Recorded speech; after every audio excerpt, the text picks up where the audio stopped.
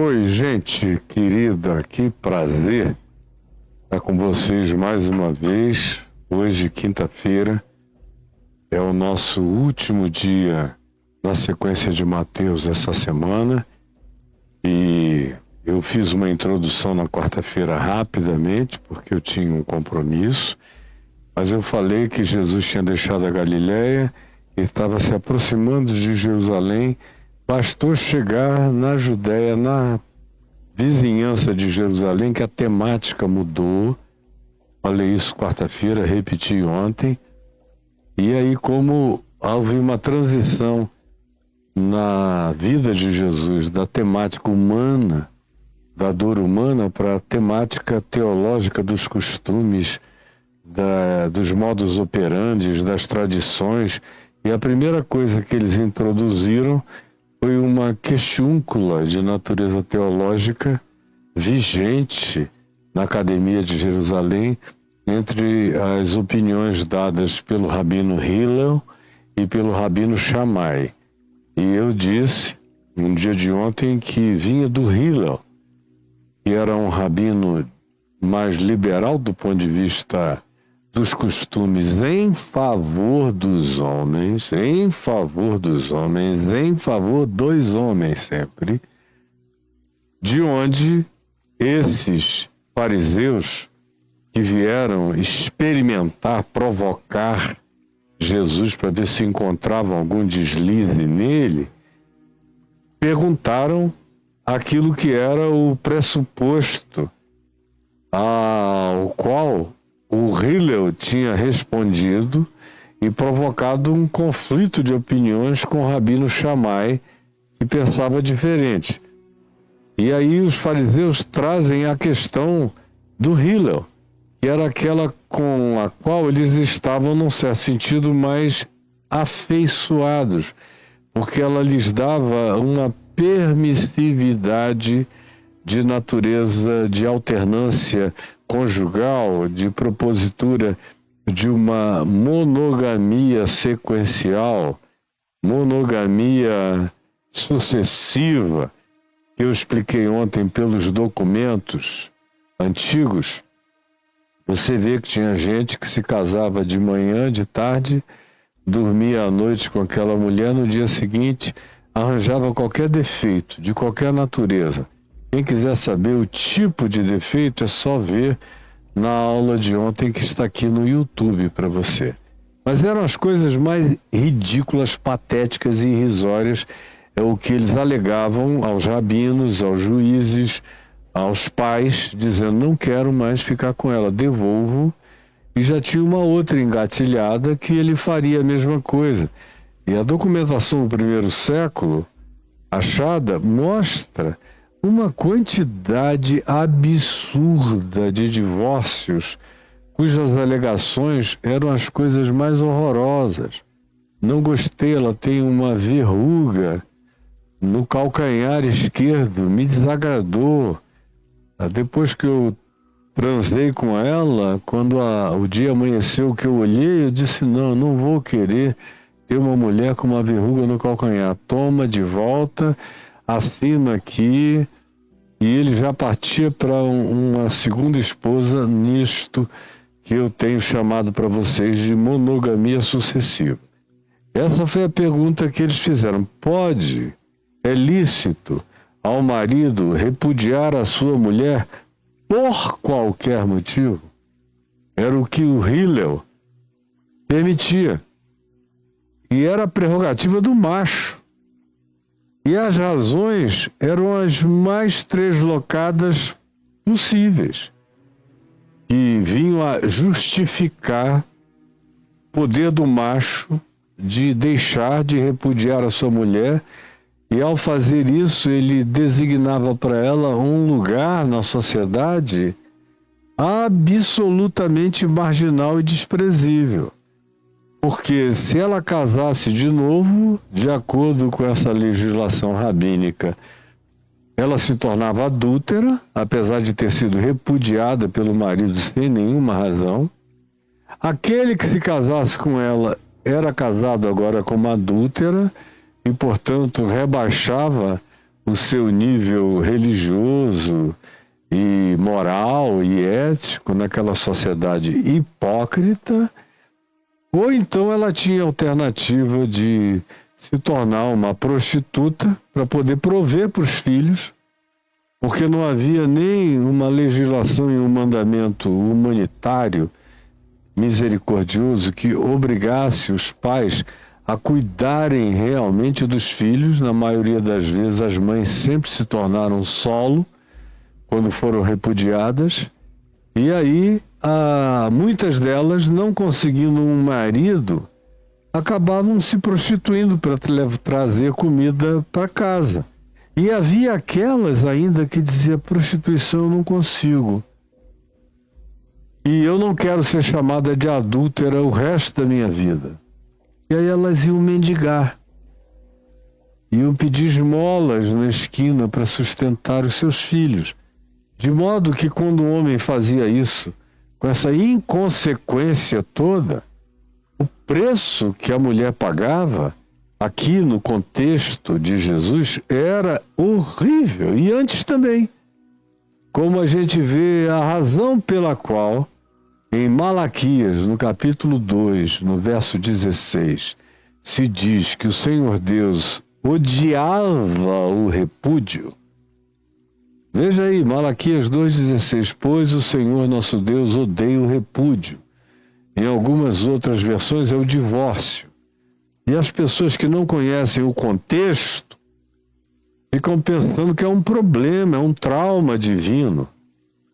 Deus tem um problema, ele não consegue se relacionar com mais ninguém que tenha se divorciado.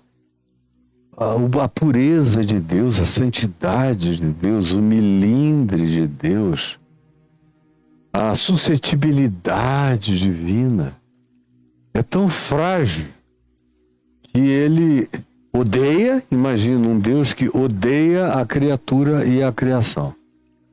Mas lá não se diz que ele odeia o divorciado, nem o que repudiou, nem a repudiada. Diz que ele odeia a prática, o modus operandi da prática daquele tipo de divórcio, pois o Senhor nosso Deus odeia o repúdio, odeia o divórcio. Não são as pessoas, é o modo como vocês estão tratando dessa questão que ele abomina, porque é perversa, é desumana e provoca o pior nas consequências humanas, sociais, relacionais e, em decorrência disso, naquilo que se construía de caráter ou de rejeição, não só na vida da mulher, mas dos filhos que eram criados nesse estado de semi-orfandade. Porque, no geral, os pais iam cuidar de outra família, outra mulher, outra necessidade, enquanto lhes fosse conveniente. E a decisão e a conveniência absoluta habitava o homem.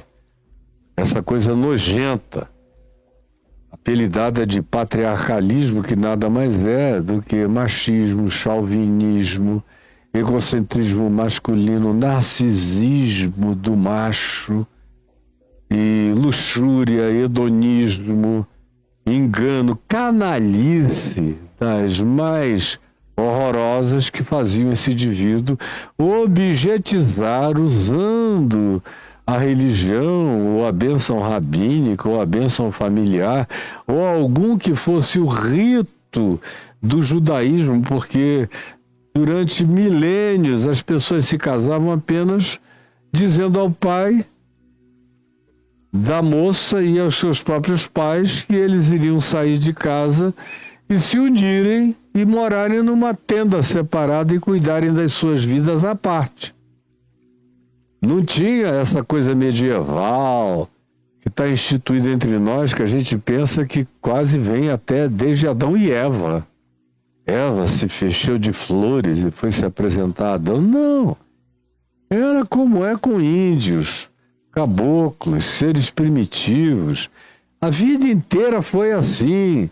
Essa palhaçada de noite de realeza ou de princesa medieval que caracteriza esses ritos ocidentais é uma invenção de algum tempo curto para cá.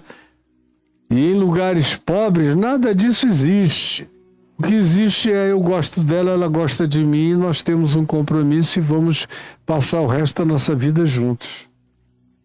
E é isso que Jesus diz. Quando eles perguntam, Jesus lhes respondeu: meu Deus, vocês são fariseus, escribas, estudiosos da lei, nunca leram em Gênesis, capítulo 2, versos 24 e 25, digo eu, o capítulo e os versículos, porque a Bíblia original na qual Jesus lia nos rolos da escritura da Torá, não tinha divisão de capítulo, de versículo, nem de coisa alguma.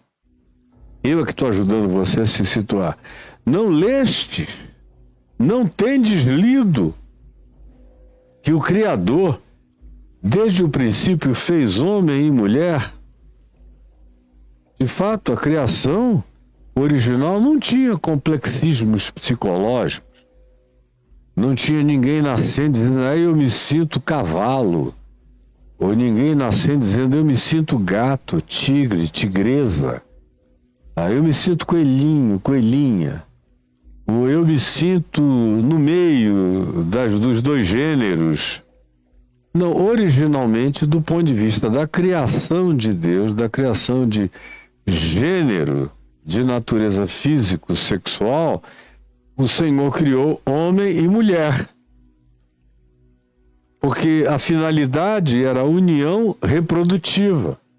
A união que produzia prazer, que era fruto do amor, do desejo.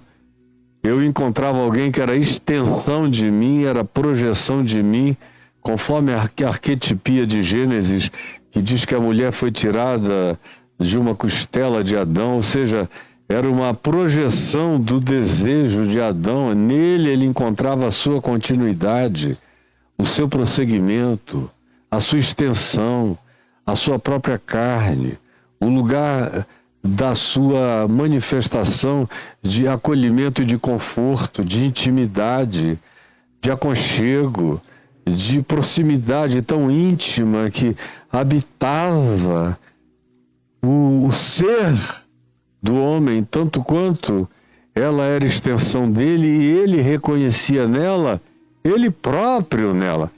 Tanto é que em Gênesis, no capítulo 5, diz que Deus criou homem e mulher e os chamou pelo nome de Adão. Ambos respondiam pelo mesmo nome. E Adão, antes de ser tradicionalizado como nome do primeiro homem, do primeiro macho, Adão significava mais do que tudo e antes de tudo, humano. Humanidade. De modo que o que Gênesis 5 diz, criou homem e mulher e o chamou pelo nome de Adão, significa realmente, e o chamou de humanos. Ele não estava dando um supremacismo patriarcal, acachapante, esmagador, dominador, controlador, patriarcal, opressor para o homem em relação à mulher. Isso foi acontecendo depois. Aqui Jesus está falando e remetendo aquele público de religiosos, não para como Adão se tornou, nem como Eva se tornou depois de um tempo, mas os está remetendo para o Adão original, para a mulher original, para a simplicidade original, onde não tinha ninguém dizendo, será que eu fiz um bom negócio ou um mau negócio? Ih, acabei de ver um Adão 2 passando por ali gostoso, gatão, como é que eu não vi antes? Não, era aquela simplicidade de comunidades onde você praticamente, sem legislação nenhuma, não encontra adultérios, nem traições, nem abandonos, nem divórcios, nem separações, por causa da simplicidade do olhar humano. Onde quer que o olhar humano continue simples, a relação entre um homem e uma mulher é infinitamente mais fácil do que quando o olhar se torna complexificado, onde tudo é cheio de e sis, de alternativas, de fantasias, de mundos paralelos. Aí, quem é que pode competir com fantasias, meu Deus? Qual a mulher que pode competir com a fantasia produzida na mente de um marido acanalhado que sente e acha que ele tem a prerrogativa de decidir o que ele quiser, quando ele quiser, do jeito que ele queira, em relação a quem quer que ele queira que continue ou que vai embora da vida dele, não importando os compromissos de continuidade que um dia ele possa ter feito. Jesus, todavia, nos remete para o ambiente original, antes da chamada queda, que aparece em Gênesis 3. Ele nos remete para Gênesis 2, para aquele primeiro encontro. Eureka, que é uma expressão equivalente a eureka, o que você encontra no hebraico. Quando Adão olha e vê a mulher pela primeira vez vindo para ele, linda, nua, cabelos maravilhosos, um animal psíquico, espiritual, incomparavelmente belo. Para o meu gosto e para a minha opinião, somente os equinos, os cavalos e as éguas, lindos e de raças, estão na criação tão belos no seu porte, na sua postura, na sua apresentação, quanto os humanos, e entre os humanos nada se compara à beleza da mulher. Você olhar aquela visualização daquele mamífero animal humano de constituição psíquico-espiritual, inteligente, sensível, perceptiva e ao mesmo tempo, em geral, absolutamente lindas aos nossos olhos, pelo menos aos meus olhos. Não conheço nenhum anjo que se compare à beleza de uma mulher. É um fato tão grande que Gênesis 6 diz que os próprios anjos quiseram procriar com as mulheres. E milênios depois, em 1 Coríntios, no capítulo 11, Paulo diz que até o dia de hoje, os anjos, alguns anjos de outras categorias, de outras castas, de outros níveis, de outras naturezas, nem todos os anjos têm a mesma etnia angelical, têm a mesma natureza angelical, têm a mesma energia angelical. Anjos de uma outra natureza que deixavam, ainda nos dias de hoje, atrair pelas mulheres.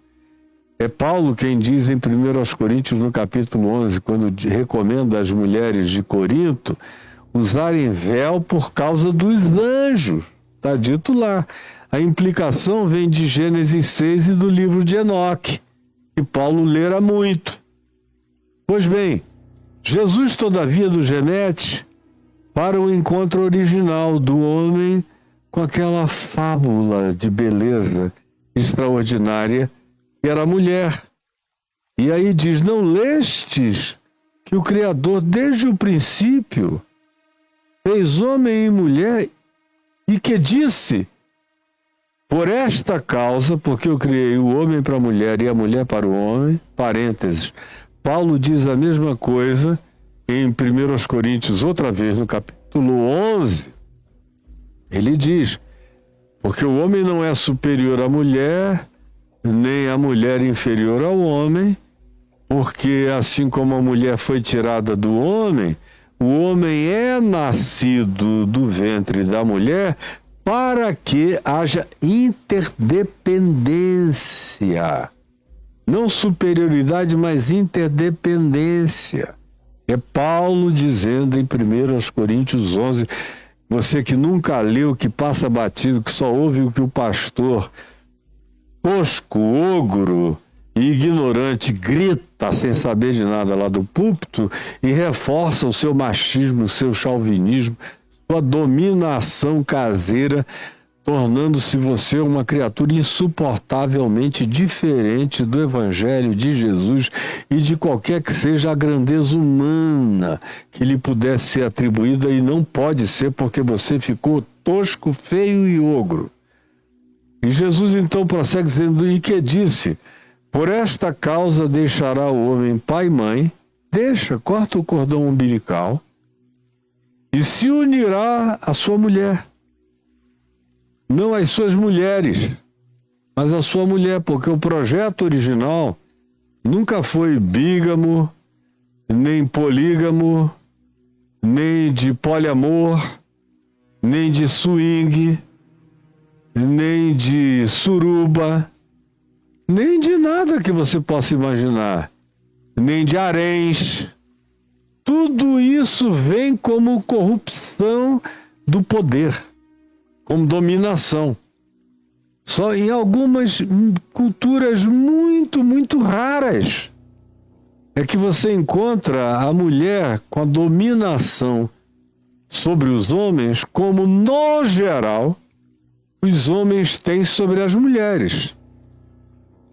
Mas é a cláusula de exceção na cultura da civilização humana quando você vê em algumas parquíssimas culturas mulheres com significado de proeminência e multiplicação de maridos a partir da determinação delas. É algo que constitui a exceção. A regra é a dominação acachapante esmagadora praticada pelos machos.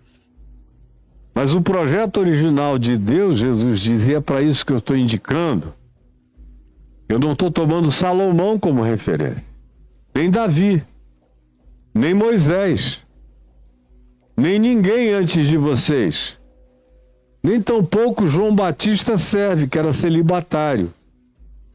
E são poucas pessoas que têm uma vocação natural, orgânico, psíquica e hormonal para viverem vidas assexuadas como celibatários. São pouquíssimos.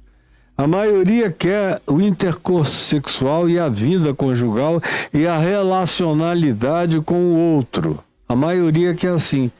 Mas Jesus não pega nenhum modelo que não seja o original da criação. Ele não pega o modelo romano, ele não pega o modelo egípcio, ele não pega o modelo mesopotâmico, ele não pega nenhum modelo de nenhuma cultura vigente nos dias dele. Muito menos do que se praticava em Israel, na hipocrisia da religião, mas com as monogamias sucessivas perversas e promíscuas. Ele remete para a originalidade do projeto de Deus para a criação dos humanos. E esse projeto implicava numa relação monogâmica, íntima, profunda, vinculada, que não era apenas física, de intercurso sexual, de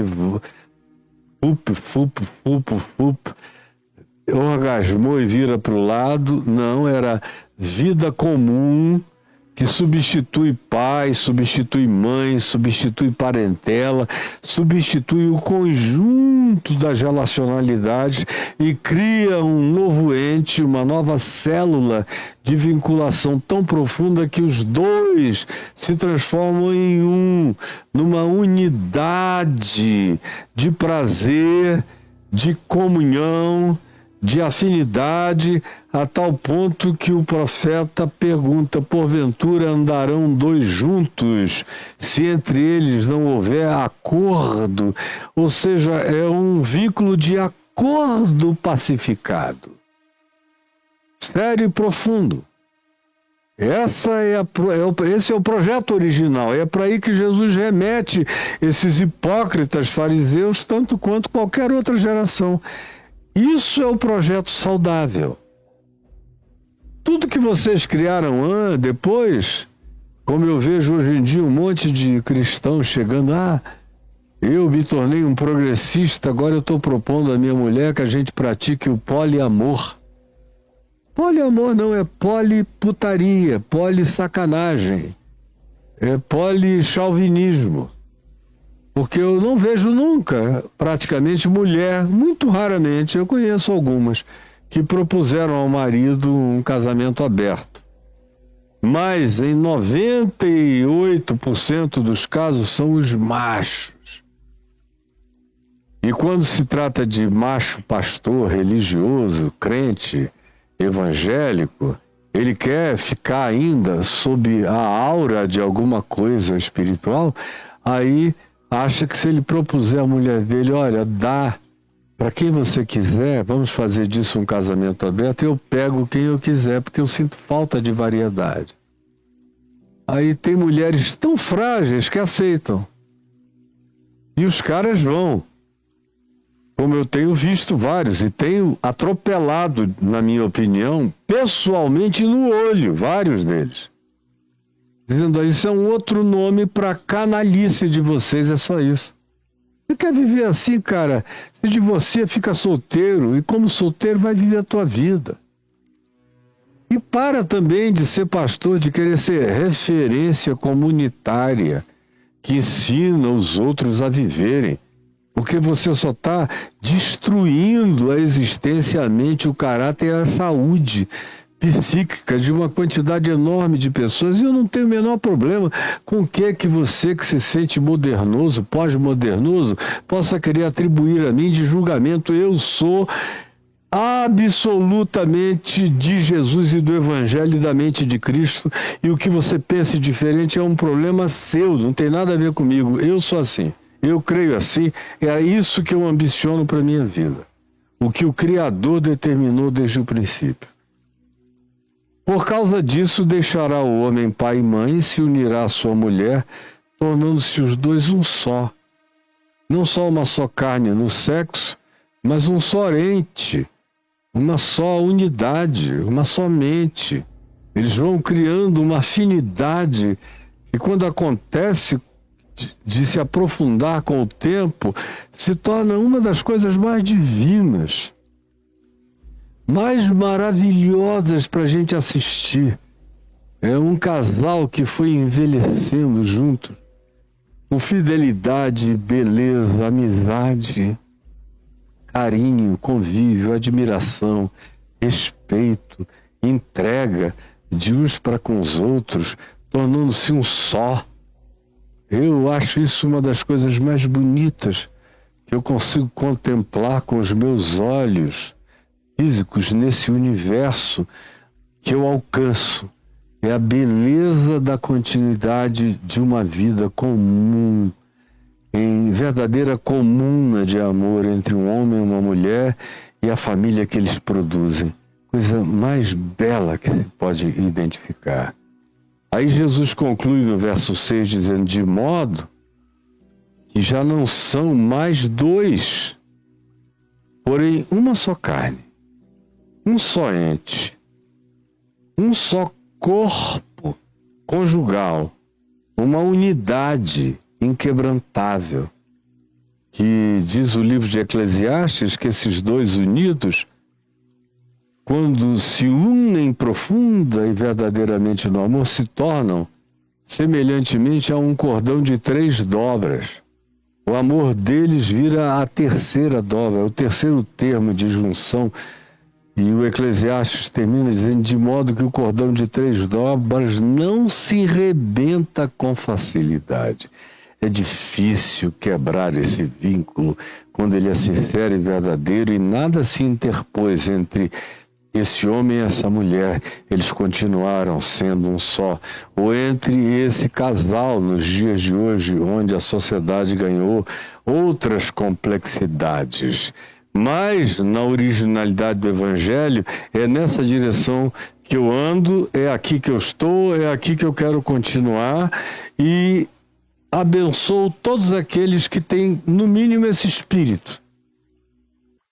Mesmo quando hoje em dia, ou de um tempo para cá, eu encontro dois homens em amor ou duas mulheres em amor, eu digo, olha, não pode ser poliamor, nem promiscuidade, nem luxúria, nem hedonismo, nem algo que se descontinua toda hora. Vejam bem se vocês se amam, se é verdadeiro, se é sincero, se vocês têm interesse de continuidade. E aí eu abro um parêntese para dizer que, estatisticamente falando, os casais mais contínuos na contingência social dos nossos dias, de acordo com as estatísticas, especialmente na Europa, onde a prática do casamento de pessoas homoafetivas é muito mais antiga do que entre nós, não tem grupo que mantenha o casamento com mais estabilidade, mais tempo e mais continuidade e mais amizade e que venham a morrer juntos com mais frequência do que especialmente a união entre mulheres que se amam e que se tornam as melhores amigas, mais do que a maioria de homem e mulher conseguem fazer. Mas eu encontro e vejo que quando homem e mulher, apesar das doenças que atingiram o coração dos homens e das mulheres no curso dos milênios e nos nossos dias é um negócio horroroso, quando eles conseguem vencer a contingência cultural separatista, do apartheid natural, glorificado e propalado e quase que demandado e por outros que dizem, já está casado há muito tempo, está na hora de acabar e separar e a fila anda. Eu acho lindo quando eu vejo pessoas envelhecerem amando-se, morrendo juntas e se tratando até o fim. É a bênção que eu peço para o meu casamento, é esse. E sendo os dois um só, tanto mais quanto o tempo passe, mais eles vão fazendo essa afinação pelo diapasão desse amor comum e que vai gerando saúde nos próprios filhos, que vão querendo também vínculos da mesma natureza de amor contínuo e que não se rebenta com facilidade, de modo que já não são mais dois, porém uma só carne. Portanto, é a conclusão. Portanto, preste atenção. Portanto, o que Deus ajuntou, não separe o homem. E é a partir dessa afirmação que eu botei esse tema geral, que está escrito no YouTube. Aqui no TikTok não dá para escrever, só o texto. Hoje é a parte 2 do que eu comecei ontem. Mas, lá no YouTube está dito: o divórcio impossível, o divórcio possível, o divórcio necessário e o divórcio desnecessário. E a gente vai caminhar nessas 4 proposituras a partir disso. E Jesus diz, portanto, o que Deus ajuntou, não o separe o homem. Aí eles replicaram a Jesus. Eu vou voltar para o verso 6 daqui a pouco. Mas eu tenho que prosseguir com o replique. Porque são fariseus religiosos que não gostam dessa sugestão, da remetência deles para o original da criação, para o projeto original de Deus. Eles não gostaram. Eles gostavam das adaptações que eles tinham feito de Moisés para cá. O próprio Moisés foi casado no Egito, ele teve mulheres. Se você ler Flávio Joséfos, as antiguidades dos judeus e tudo mais, você encontra histórias sobre Moisés extra-bíblicas dos casamentos dele quando ele era filho da filha de Faraó. Depois ele foi casado com a filha de Jetro, sacerdote de Midian, teve filhos com ela. E depois, já no deserto, com o rosto resplandecente, depois das tábuas da lei, o rosto resplandecia de radioatividade do Sinai em cima, na cara, mas daqui da cintura para baixo a radioatividade era uma outra. E ele viu uma africana, uma mulher preta, de Cus, chamada de Cusita, passar para lá e para cá no acampamento no deserto enquanto eles peregrinavam, e Moisés ficou doidão pela mulher e quis casar com ela. Ele que tinha dito não adulterarás, mas ele também, na pobreza da mente dele, conquanto a lei fizesse implicações para homens e para mulheres iguais, ele tomou uma prerrogativa diferente para si mesmo. E aí Arão e Miriam se zangaram com ele. Mas ele tinha poder, muito mais do que Arão e Miriam, e ele se impôs. E disse, por que não? Eu quero casar com a Cusita. A Cusita é uma maravilha. E era exótica. E ele a tomou por mulher. E aí o que decorre disso aí é uma confusão tão grande que não vale nem a pena. Esses fariseus preferiam ter Moisés como exemplo do que ter a criação original para a qual Jesus nos remitia, dizendo, criou homem e mulher, vivam como homem e mulher, formem uma só carne, fundam-se, amem-se, tornem-se saudáveis como originalmente foi o projeto original, sejam um casal. Como eu disse nos dias de hoje, quando a conjuntura é diferente e se aproximam de mim, eu apresento o mesmo princípio.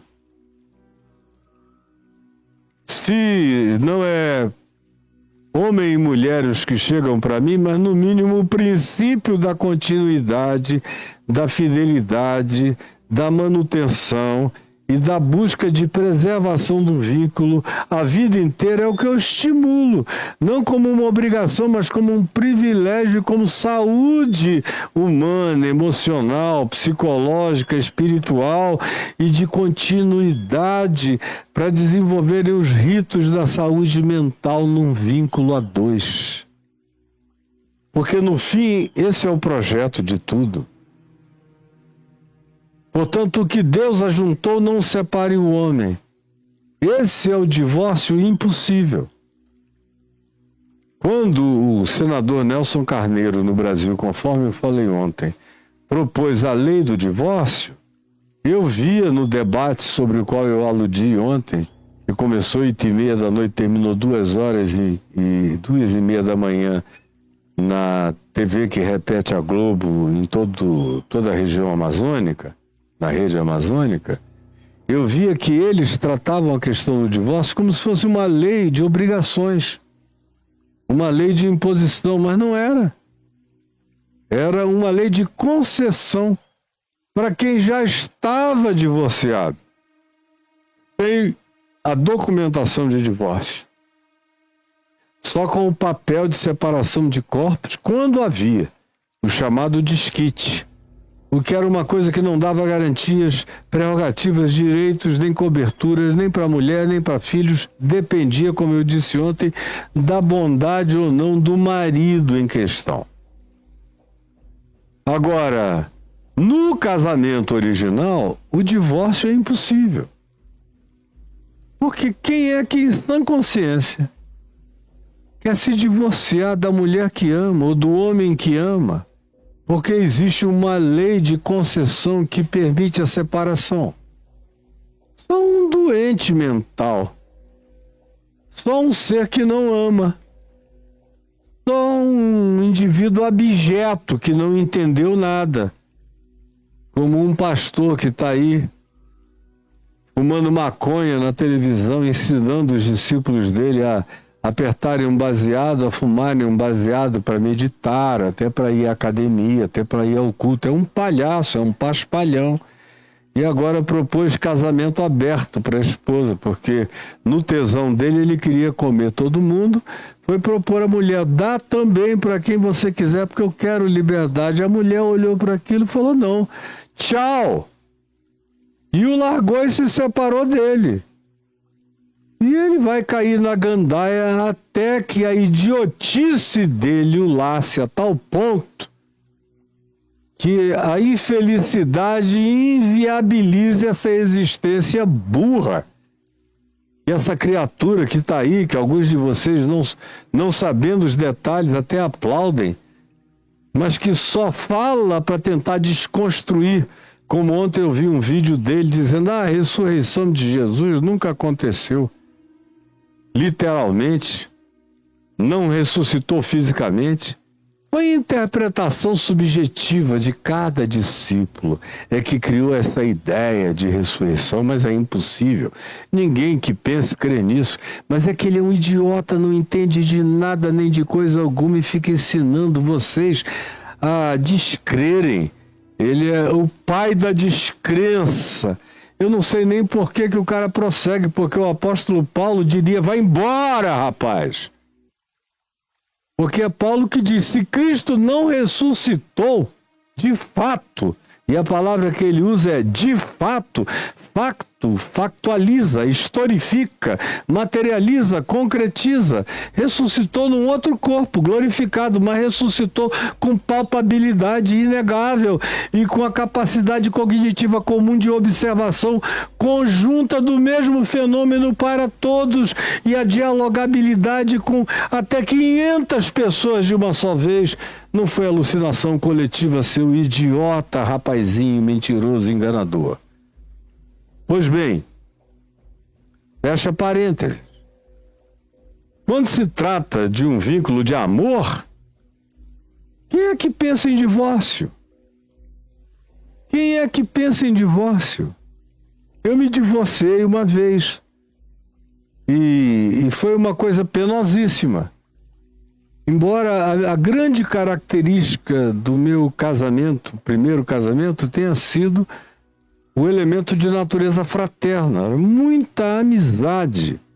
Mas eu vinha de um trauma de tanta manifestação, de tanta sexualidade, de tanta promiscuidade, de tanta variedade de mulheres na minha vida, que quando eu me converti, eu estava fugindo de paixão, de desejo, de tesão, de hedonismo, de tudo, e fui para o polo oposto.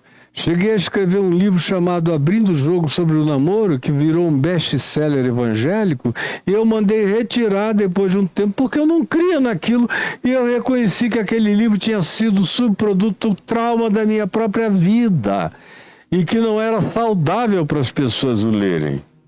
Isso há 40 e tantos anos atrás, quase 50 anos, eu me enxerguei e mandei tirar o livro das prateleiras.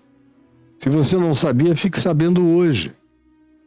Mas mesmo não tendo sido um casamento original, baseado em paixão, desvairada, num encontro que me alucinou, foi tudo muito racional e tudo ainda assim durou 25 anos, sem traição. Viu, Sarashiva? Fica dizendo, por aí mentindo, dizendo que eu traí a mãe dos meus filhos por 10 anos com a minha secretária. Minha filha, cuidado que você pode engolir essa língua e se sufocar e morrer disso. Faz isso não, você mente muito a meu respeito, não sabe nada sobre a integridade da minha vida e de como eu vivi. E aí, quando eu me casei a segunda vez, foi apaixonado, em todos os níveis, em todas as dimensões, já tem 25 anos, e eu não quero outra vida a não ser morrer ao lado dela. Provavelmente eu vá primeiro. Se por algum acaso de transtorno estatístico ela for antes de mim, porque teoricamente eu irei antes dela, eu não quero mais nada nem mais ninguém. Eu quero é preservar esse santuário de acolhimento conjugal que eu tenho tido nesses 25 anos lindos e maravilhosos com a minha mulherzinha espetacular, que eu amo de todo o meu coração, e os 6 filhos que a gente cria juntos.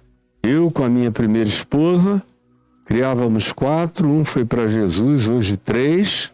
Minha primeira esposa é uma ótima mãe, responsabilíssima, e uma ótima ex-esposa, minha querida e minha amiga. E a Adriana não tem problemas com ninguém, trata os filhos que eu tive com a minha primeira esposa com a mesma atitude meiga, bondosa, altruísta, e eu adotei os 3 filhos que ela me trouxe como se fossem meus também, e tudo virou uma só casa, e eu e ela uma só carne. Então aqui o divórcio é impossível. Aqui o divórcio é impossível. E eu desejaria de todo o meu coração que o seu divórcio fosse impossível. Agora, o divórcio só é impossível quando Deus uniu, que é o que Jesus diz. Então, não separe o homem, e nenhum homem ou mulher tem o poder de separar aqueles que foram unidos por Deus. Aí você diz, o que é ser unido por Deus? É receber uma bênção conjugal mágica que faz quem não se gosta passar a gostar-se? Obviamente que não. Obviamente que não. Coisa nenhuma. Não. É quando as 2 pessoas se amam. É quando um diz eureka, como Adão disse no hebraico o equivalente a um uau. Eureka! Vixe! Que coisa! E dali em diante aquela sensação de eureka só cresce no coração. Todo dia você descobre que encontrou a pérola de grande valor e vice-versa. Essa é a relação que Deus uniu. Porque Deus não se mete e Deus não é cupido. Ele não tem uma flecha para fazer mágica e você passa a se apaixonar por uma mulher e uma mulher por um homem. Não. Ele não se meteu nisso nem no Gênesis 2. Não se meteu, ele só deixou um vazio no coração do homem.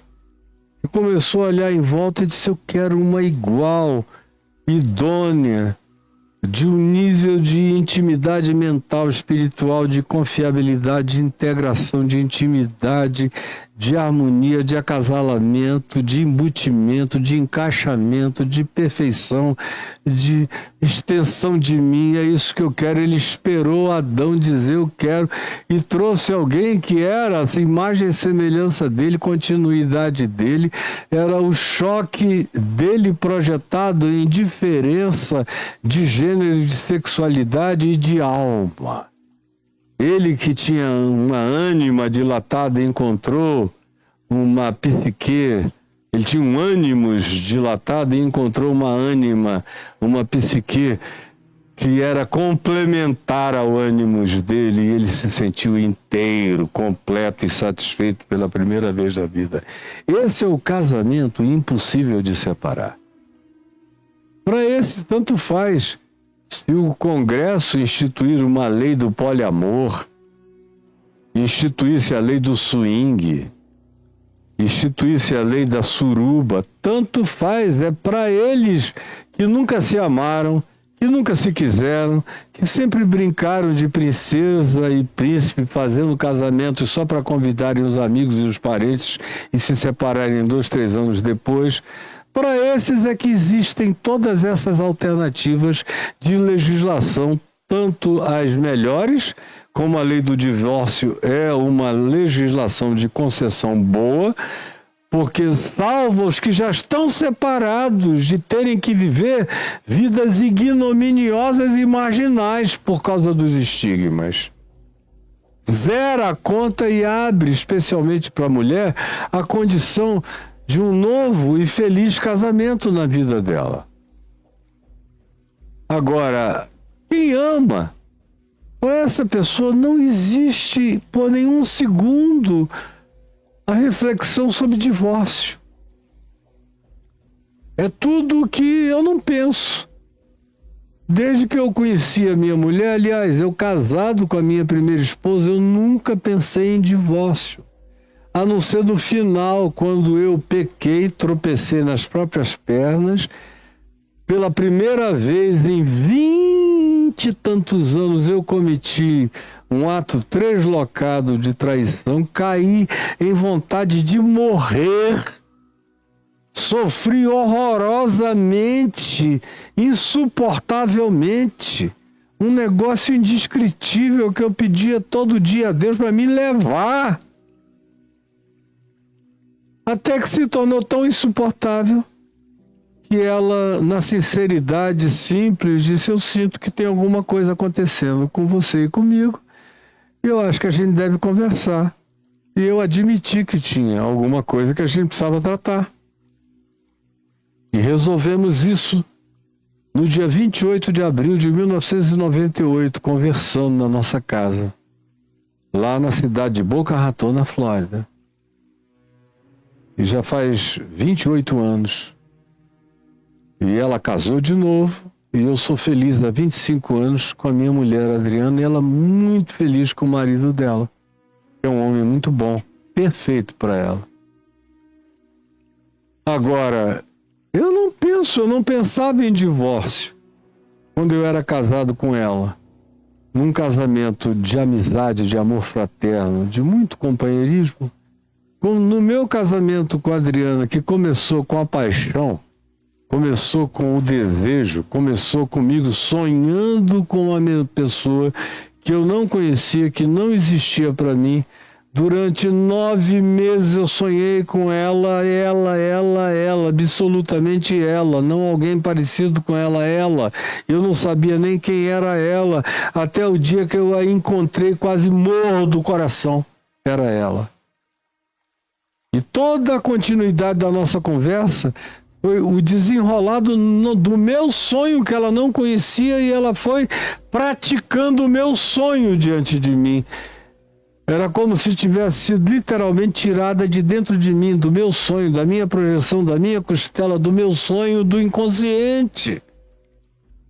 Esses casamentos que são produto de amor, que procede da projeção de você mesmo e encontra no outro um acoplamento absoluto, são inseparáveis. Homem nenhum, mulher nenhuma, conjuntura nenhuma, circunstância nenhuma separe esse casal. Por isso eu disse, para esses o divórcio é impossível.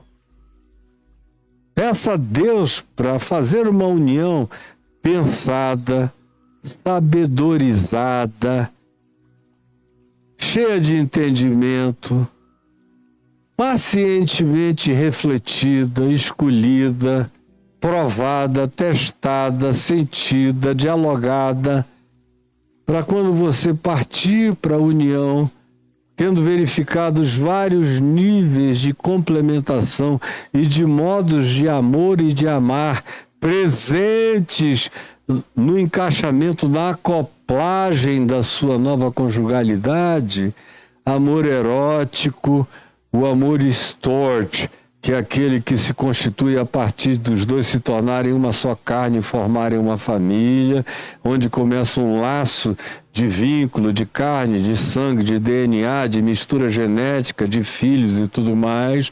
O amor fraterno, o amor filéu e o amor ágape, o amor sublime, que também tem que existir no casamento, para que vá vencendo todos os obstáculos que aparecem nos cotidianos e nas contingências da existência, que vão sendo superados pela conjunção dessas múltiplas formas de amar convergentes para um único coração compartilhado com o do outro. Esse divórcio é impossível e não tem que preocupar ninguém, a não ser quem já casa mal intencionado. Agora, na semana que vem, na terça-feira que vem, eu vou falar do divórcio possível. Do divórcio possível. E que é o que Jesus diz aqui, quando ele abre cláusulas para a possibilidade do divórcio. Mas antes de concluir, Jesus diz a esses que replicaram, dizendo a ele, quando ele disse, o que Deus uniu não separe o homem. E aí os fariseus, outra vez, os religiosos, os acadêmicos, são sempre iguais, sempre querem um jeitinho para a sua própria promiscuidade. Replicaram a Jesus, por que então mandou Moisés dar carta de divórcio? Mandou. Transformaram o divórcio numa lei de obrigação, de imposição. Porque era como eles, por qualquer motivo, tratavam o divórcio. Não era uma concessão, passou a ser quase que uma obrigação da perversidade desses corações tomados por esse patriarcalismo chauvinista, machismo, narcisista, perverso. E é o que Jesus responde a eles dizendo, Moisés, por quê? Por causa da dureza, do empedernimento do coração de vocês, é que Moisés vos permitiu. Ele não mandou. Moisés só fez uma concessão, considerando que vocês não eram mais o Adão original, nem a Eva original, que vocês já tinham vivido milênios, que vocês eram sobreviventes do dilúvio, que vocês tinham sido poluídos pelo casamento dos Benai e Elohim com as filhas dos homens, que vocês eram filhos das arcas de Noé, e no caso semita, vocês eram filhos de Noé, que gerou Sem, Cão e Jafé. Portanto, os descendentes de Sem são os que estão aqui em diálogo com Jesus sobre essa questão. Os judeus são semitas, tanto quanto os árabes, os palestinos e tudo mais. É uma quantidade enorme de semitas, não são só os judeus. Aí Jesus respondeu, por causa da dureza do vosso coração, é que Moisés vos permitiu. Isso é uma concessão para gente ruim de coração, que tratou mal a própria vida, tratou mal a si mesmo, trata mal o próximo e tem projetos de ambições promíscuas para a própria existência e não tem nenhum compromisso de desejo de continuidade sincera e de formatação onde cada um cede aqui, cede ali e eles vão constituindo um terceiro termo lindo, bonito, maravilhoso, que só se aperfeiçoa à medida que prossegue. Não, Moisés não ordenou que vocês se divorciassem. Ele apenas, por causa da dureza do coração de pedra de vocês, é que ele consentiu que vocês tivessem esse mecanismo, essa cláusula de separação. Entretanto, todavia, não foi assim desde o princípio.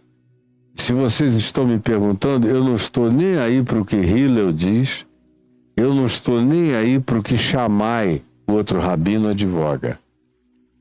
Que era a questão que eu já expliquei ontem, que eles trouxeram para Jesus. Eu estou propondo o que o meu pai criou originalmente. É nessa direção que vocês devem buscar esse encontro, onde dois se tornem um, e aonde o vínculo divino seja o único elemento divino que une pessoas na Terra, a saber, o amor, não o cartório, nenhum sacerdote, nenhuma cerimônia, nenhum tipo de rito, tudo isso é invenção humana. Mas o que une realmente é esse amor genuíno. E aí, com religião, sem religião, podem ser ateus se amando, Deus os uniu. Onde há amor, dois agnósticos casando, se amando, Deus os uniu. Dois hindus com crenças e divindades diferentes se amando, Deus uniu.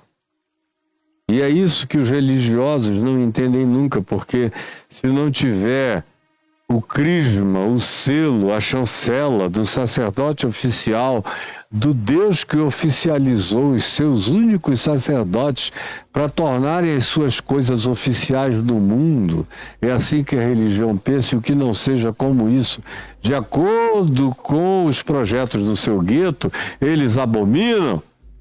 No entanto, para Jesus não era assim. Nunca foi assim e nunca será assim. Mas eu vou deixar essa continuidade para terça-feira que vem, quando eu vou falar quando o divórcio é uma necessidade. Hoje eu falei do divórcio como impossibilidade. Quando esse amor está vinculando, sincera, fiel, leal, fraterna e honestamente, dois seres humanos, com filhos ou sem filhos, e eu conheço casais que nunca tiveram filhos e estão juntos há 50 anos, lindamente, 60 anos, nunca geraram filhos, nem precisaram dos filhos como elo entre eles, tanto quanto outros que geraram filhos e netos e bisnetos, e que ficam cada dia mais geminados, e tornam cada vez mais um só. Cada vez mais bonito vê-los e assisti-los.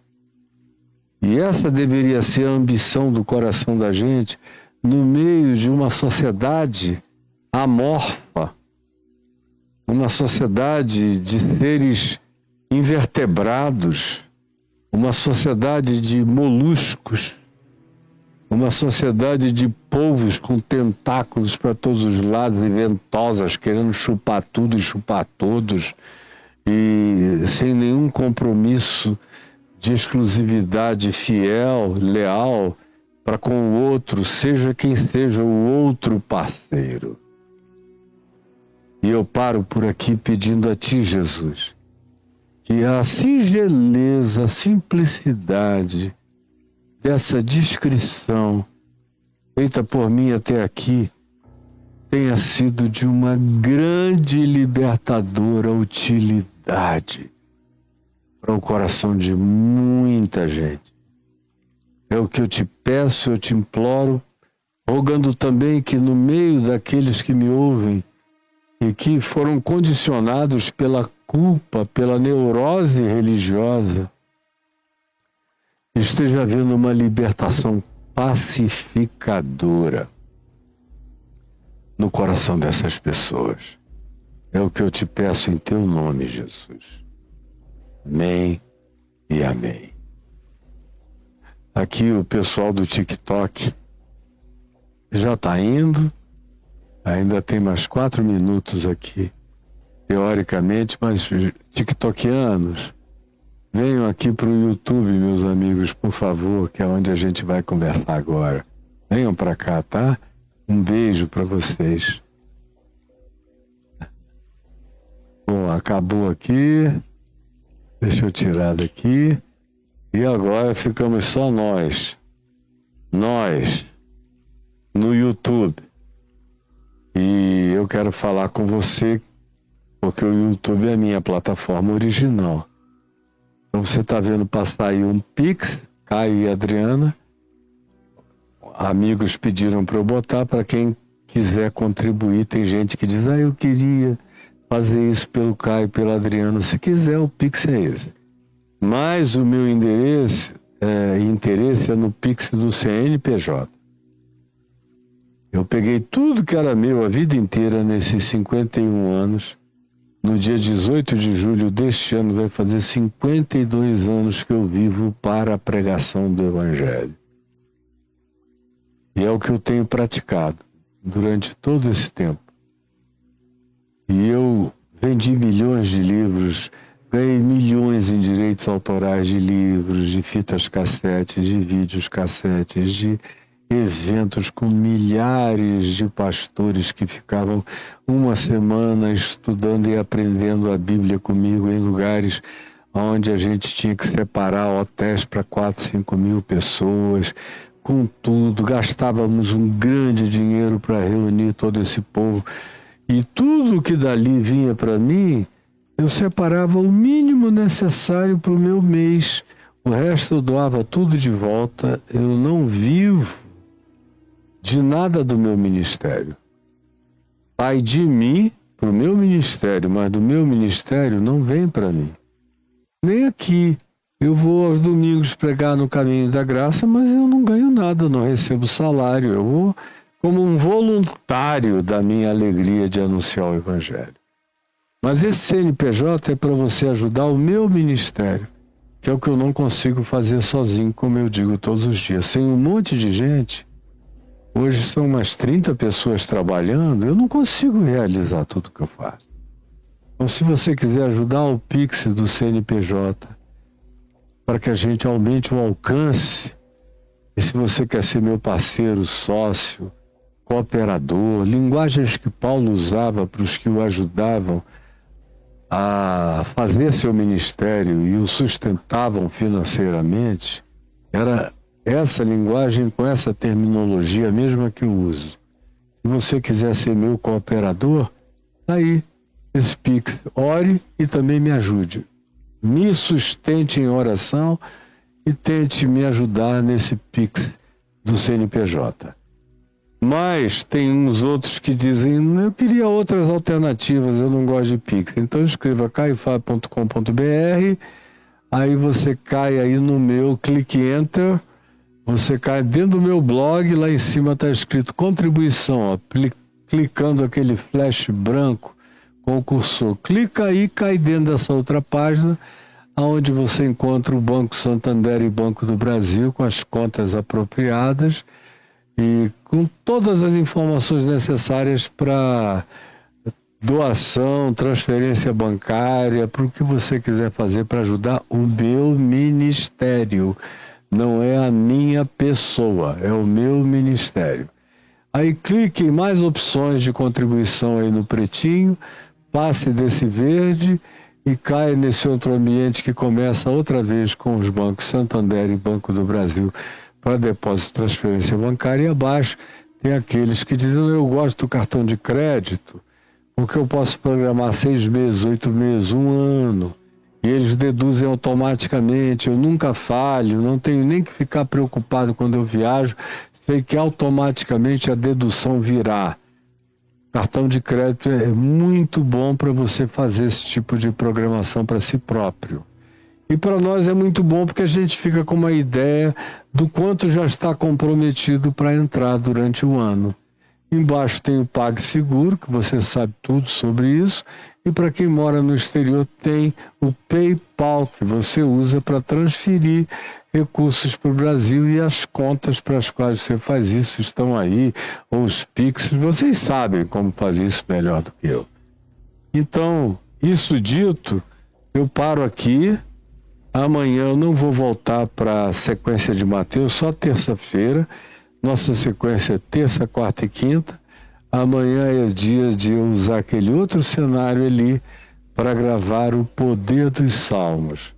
E falar no Poder dos Salmos, eu quero falar dos meus cursos. Como é que você acessa os meus cursos? Todo dia tem gente perguntando. Você escreve caifab.com.br/cursos e clica Enter. Aí você já cai direto nessa página aí do Reconexões, Jesus, a chave hermenêutica ativado, Dilúvio, Apocalipse, tudo que tem aí.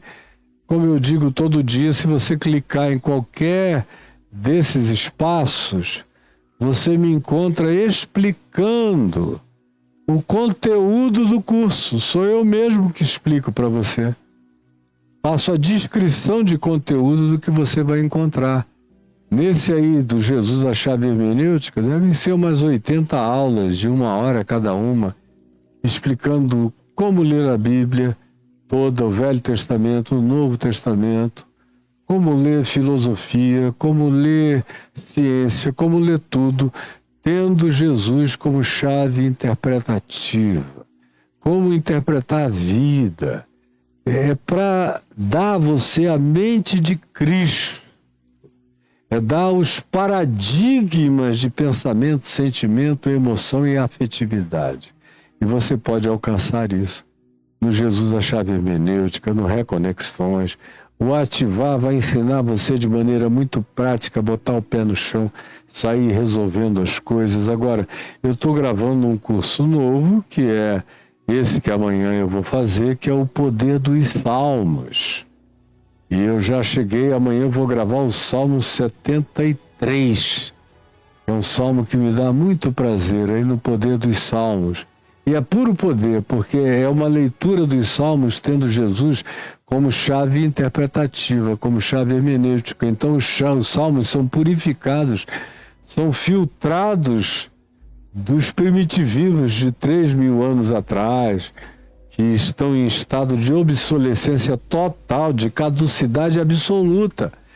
Mas são muito poucas essas coisas. No mais, os salmos, de acordo com Jesus, e foi Jesus mesmo que fez questão de afirmar a preeminência dos salmos e dos profetas. Quando ele ressuscitou dentre os mortos, ensinou os seus discípulos, sobretudo, o que sobre ele constava nos salmos e nos profetas. Na lei de Moisés, ele mostrou, sobretudo, Moisés dizendo: olha, eu não sou a revelação final, depois de mim vem um outro. Esse é a revelação absoluta, a ele ouvi. A ele ouvi, como o próprio pai disse para Moisés e para Elias: esse é o meu filho amado em quem eu me comprazo, a ele ouvi. E disse para Pedro, Tiago e João, que estavam juntos, como vocês já viram comigo, lá no Monte da Transfiguração. Ele é o centro para Moisés e para Elias também. Moisés e Elias aprendem com ele, eles estavam conversando sobre a cruz e a ressurreição naquela transfiguração. E nos Salmos, meu Deus, tem uma quantidade enorme de evangelho prático nos Salmos. E quando você lê a partir de Jesus, da mente de Cristo, isso ganha um poder e uma aplicabilidade violenta. São 150 salmos que na minha mão vão virar mais de 1.000.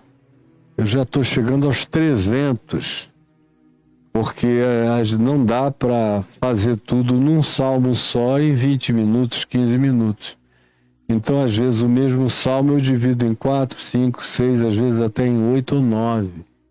E haverá salmos agora, à medida em que a gente se aproxime na direção do Salmo 119, haverá alguns que eu vou ter que subdividir em 40, em 50, como o Salmo 119. Mas o poder é puro poder. Usando uma linguagem pentecostal, é fogo, fogo, fogo.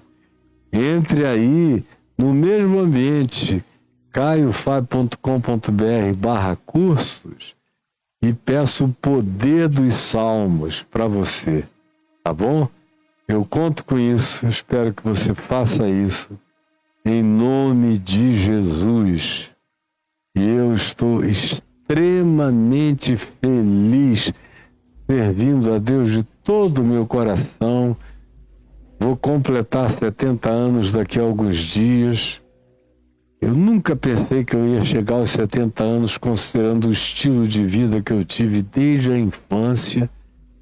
Sempre achei que eu ia morrer muito antes, mas o Senhor teve desejos de me manter vivo até o dia de hoje. E eu suspeito, preste atenção, eu creio e eu suspeito que Deus eventualmente vai me dar mais vida física na Terra do que eu imaginei quando eu era jovem.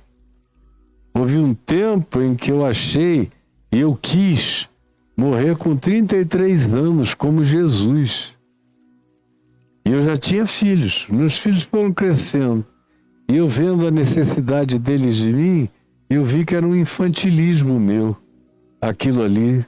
Seria até algo de um desejo de fervor devocional desnecessário, do tipo do Sadhu Sundar Singh, que morreu e desapareceu nas montanhas do Himalaia com 33 anos, e era a vontade dele, mas com filhos era uma irresponsabilidade. E eu prossegui. Hoje, tendo vencido até aqui condições cardíacas congênitas que apareceram aos 26 anos de idade, eu vivi com essas condições debilitantes muitos anos sem perder a energia, trabalhando para todo lado, com coração ou sem coração, com fibrilação ou sem fibrilação, encarando tudo, trabalhando como poucos. Mas a minha mulher entrou na minha vida para me trazer sossego, para dizer: não, chega, você já trabalhou por muitas gerações de Caio Fábio. Vamos agora acalmar e aquietar.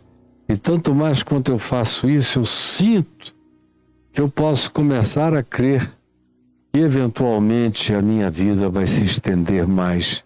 E hoje em dia eu peço a Jesus que seja assim por causa do que está acontecendo no mundo, porque eu creio que o Senhor tem me forjado e me preparado para lidar com todas as aberrações do planeta Terra e daquelas que virão de fora do planeta Terra e daquelas que se materializam como expressão dos principados e das potestades espirituais que estão à porta.